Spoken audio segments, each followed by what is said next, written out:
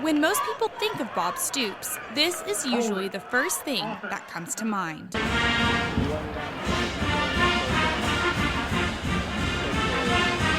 Over the past 16 years, he's led the Sooners to a national title, 8 Big 12 titles, and 159 total wins, which is the most out of any coach in Oklahoma history. On Thursdays of home game weeks, you won't see Coach Stoops here at Owen Field. Instead, you'll find him front and center here, spending time with some of the fiercest fighters around who are playing a different kind of defense, the fight for their lives. The second he hit the 10th floor, it was like everything changed. You know, when the nurses knew, the doctors knew, the kids knew, the parents knew, everybody knew once he hit the floor, things just changed. Coach Stoops regularly visits OU Children's Hospital, but most people don't know that.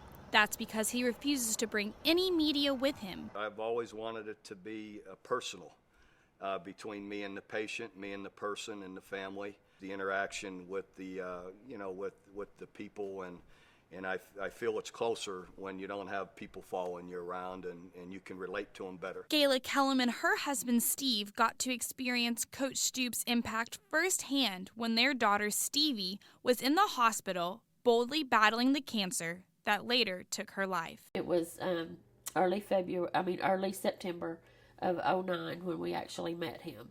And so we would see him every Thursday. He would come, and of course the very first time he autographed a ball for her, and then it was a little cheerleader teddy bear, and just different things. Well, then they got to visiting and learning more about one another and all of that.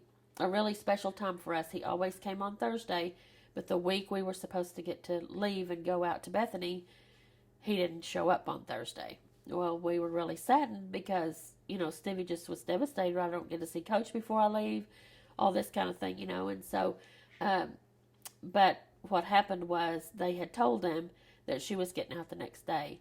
So he came up to the hospital on that Friday morning that we were leaving, and he escorted her out of her room. She was in a wheelchair. He escorted her out of, rolled her out of her room into her breaking out party, they called it, when you left after transplant.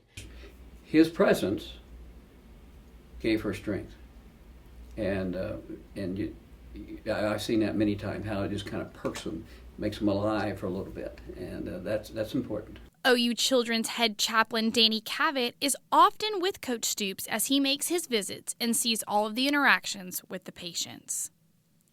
They will get up early, okay? Instead of waiting till the nurse wakes them up, they will be getting up early.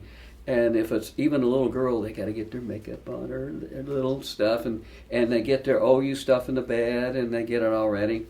It's not only the patients that get something out of Coach Stoops' visits. He says the children make just as big of an impact on him. I get a great deal out of it. The relationship with those people builds, and I take a lot of joy in that. And so those relationships are really neat for me. And the compassion. I just want them to know that there's people care about them, and that they're not isolated. He keeps in contact. He knows, what's going on with us, and we, have ways of contacting him and that sort of thing. To think, that here it is, been 3.5 years since Stevie passed away, but yet she's still one that he would remember. It was just a neat experience that, you hate how we got to do it or why we got to do it, but it's just something that is still great memories for us too. But we knew how much it meant to her, and how she loved him and OU football. You might be wondering, how do I know about these visits Coach Stoops does so privately?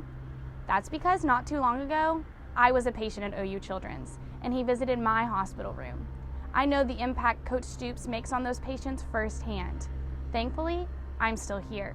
And Coach Stoops, he's still there at OU Children's every Thursday.